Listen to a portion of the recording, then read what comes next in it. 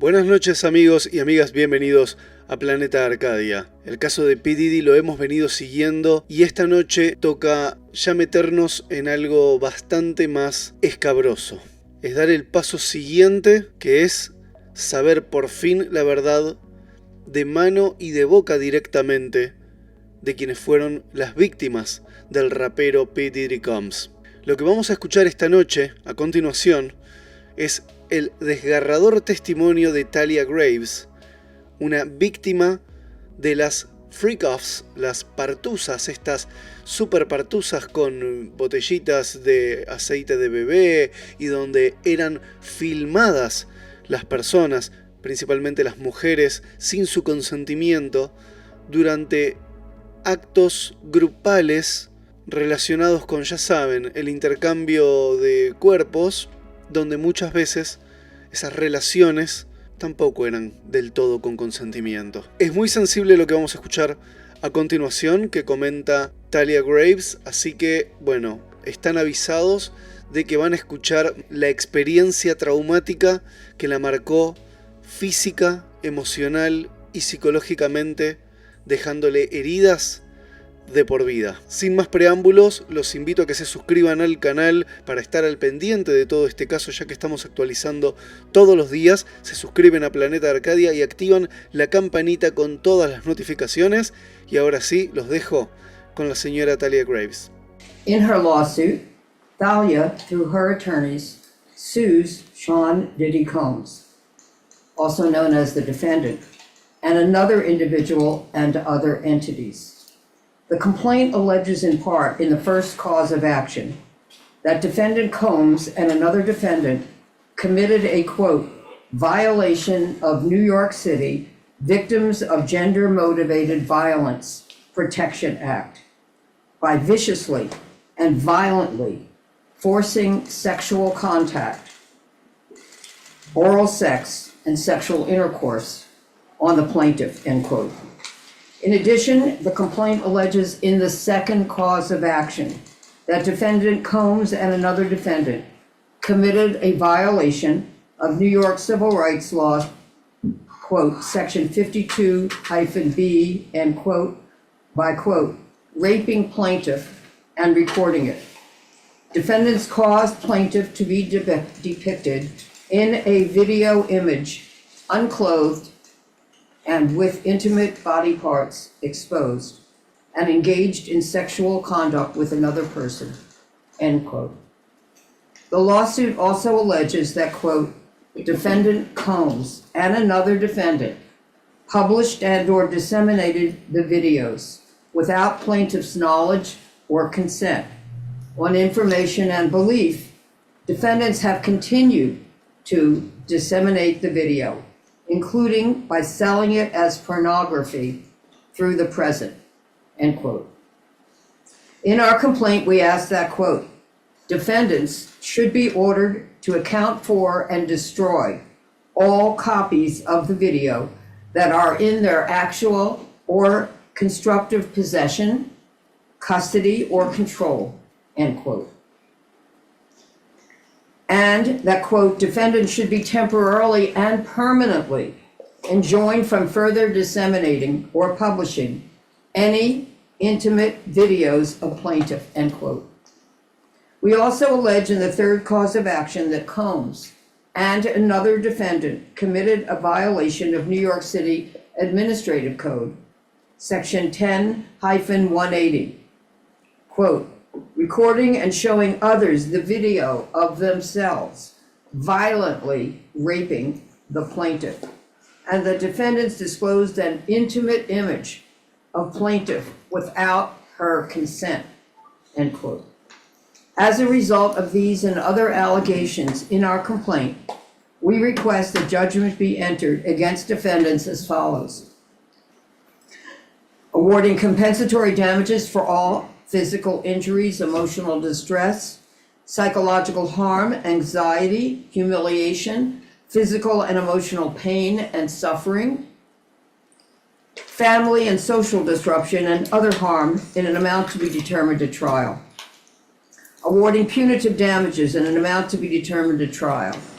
awarding attorneys' fees and costs pursuant to any applicable statute or law, including under New York City Administrative Code, Section 10-1104, New York Civil Rights Law, Section 52-B2, New York City Administrative Code, Section 10-180, and any other applicable statute or law.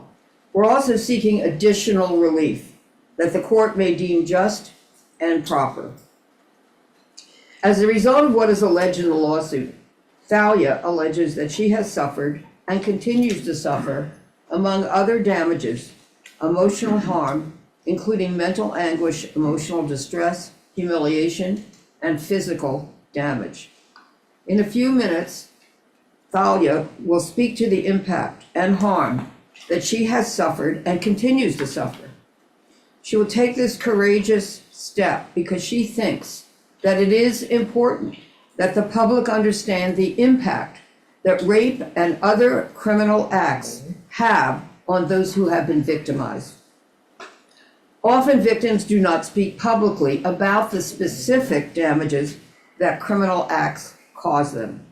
Some of the many reasons that victims do not speak out publicly about this include being ashamed or shamed for this. But we believe that victims should not be shamed, and instead those who committed the criminal acts against them should be ashamed and take responsibility for the harm that they have caused victims to suffer.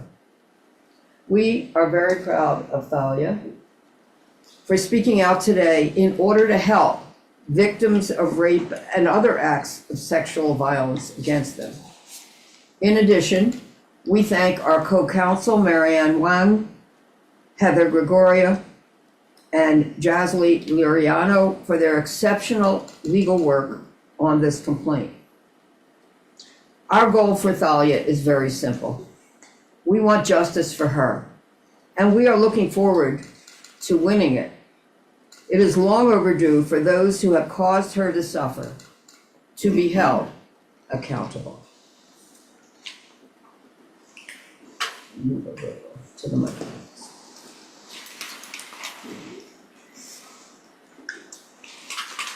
Okay, a little more. There you go. Thank you.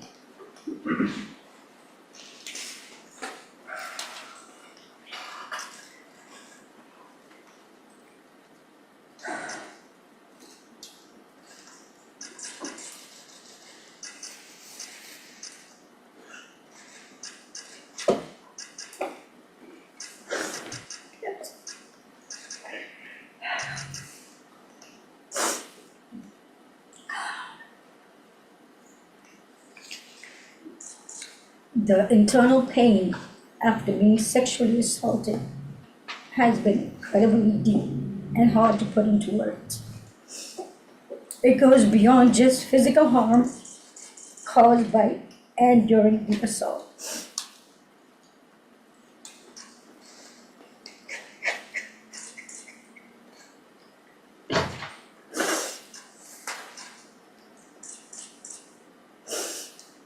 It's a pain that reaches into your very core of who you are and leaving emotional scars that may never fully heal. Some of the hardest parts of this pain are the shame and the guilt I have experienced that plays a negative part in my day-to-day ability to function properly. Being blamed, questioned, and threatened has often made me feel worthless, isolated, and sometimes responsible for what happened to me. My family issues made the pain even worse. I was already going through a divorce at the time of the assault and did not get the support that I needed. I was also faced with disbelief and judgment. This has put a strain on my selection of men and relationships. But many relationships became aggressive and abusive, which has made me feel even more alone in my struggles.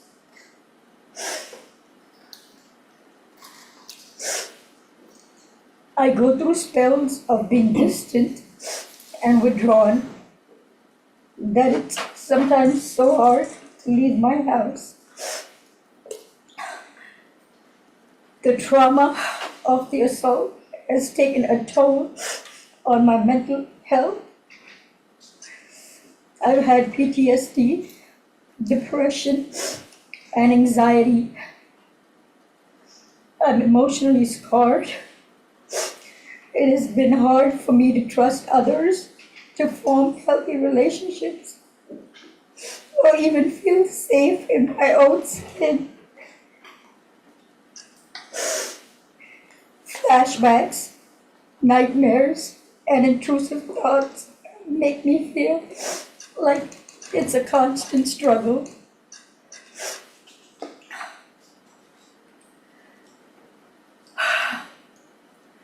I also suffer with physical problems such as chronic pain, sexual discomfort. The violation I have experienced during the assault has had lasting effects on my body, causing ongoing health problems and complications. The combination of physical and emotional pain has created a cycle of suffering from which it is so hard to break free. I want to continue on this journey towards recovery and healing. I'm glad that he is locked up, but that's a temporary feeling of relief.